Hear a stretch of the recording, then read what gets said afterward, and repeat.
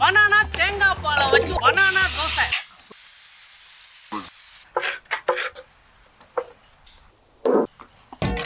தேங்காய் எல்லாம் அப்படியே நம்ம கொட்டணும். கொஞ்சமாக தண்ணி ஊற்றிக்கலாம். வந்துடும். நாட்டு சக்கரை சேர்த்துக்கலாம்.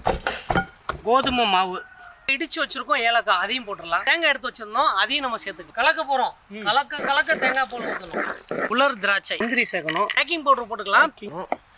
பதத்தில் இருந்தால் தான் நம்மளுக்கு கரெக்டான டேஸ்ட் வரும். ஆரம்பிக்கலாமா? இதுவும் ஆரம்பிச்சுட்டேன். முதல்ல நெய் ஊற்றிக்கலாம். மேலேயே நெய் நம்ம திருப்பிட வேண்டியதுதான். எந்த அளவுக்கு கருகி வருதோ அந்த அளவுக்கு டேஸ்ட் நல்லா இருக்கும்.